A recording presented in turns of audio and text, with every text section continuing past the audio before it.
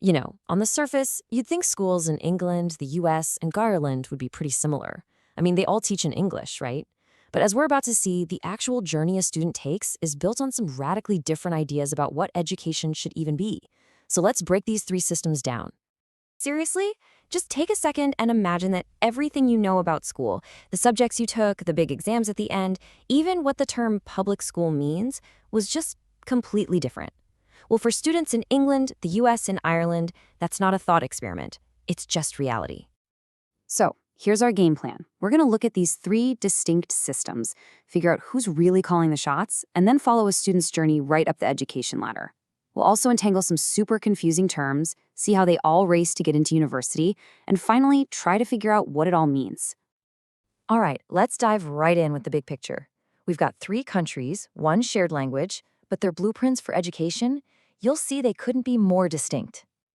Yeah, you'd think that sharing a language would mean the schools are kind of the same, but that is not the case at all.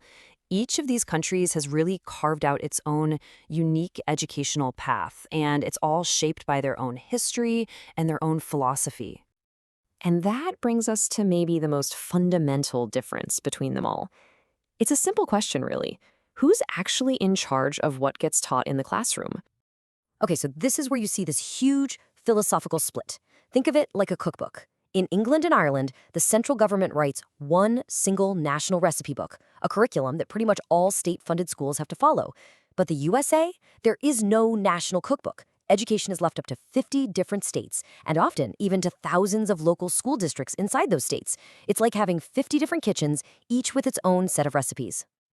So, what does a difference in control like that actually feel like for a student? Well, let's trace the typical path a kid takes, from their very first day of school right up to their last. Okay, let's break this down. Everybody starts school around age 5, but things start to look different pretty quickly. Check out that last row. In England, compulsory school ends at 16. After that, students who want to go to university will opt into 2 more years, called sixth form or college. But in the US, you're just in one continuous high school system all the way until you're 18. Ireland is kind of in the middle, with a junior cycle and then an optional senior cycle that gets you ready for the big final exams. And now, for a topic that causes just endless confusion, especially if you're talking to someone from across the pond, we have to talk about what public school actually means. And I promise you, this is going to get a little weird. Yep, you heard that right. In England, a public school is not public at all.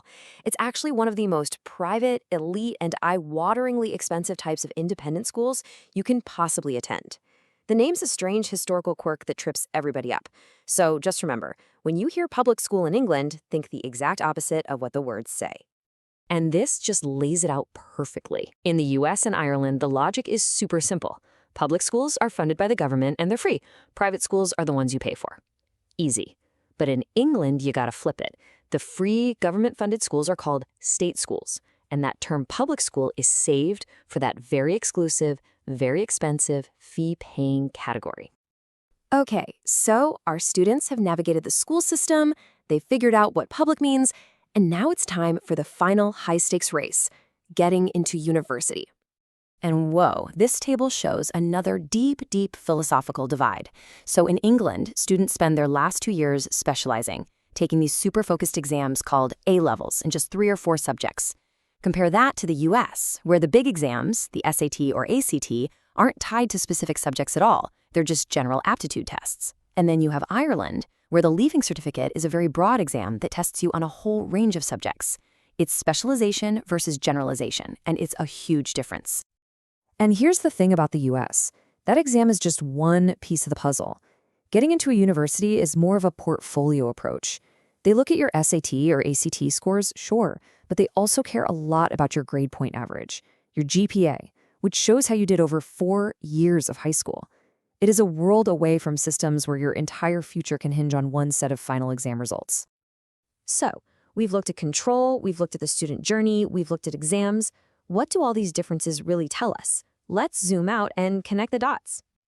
When you really boil it all down, these are the core divides. It comes down to big questions. Do you want a single, unified national system, like in England and Ireland? Or do you prefer the local control you see in the US? Is it better to specialize early on or maintain a broad education for as long as possible?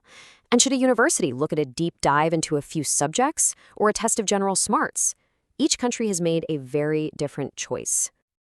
And that leaves us with one last thought. Look, there's no single best system here. Each one has its own strengths, its own weaknesses.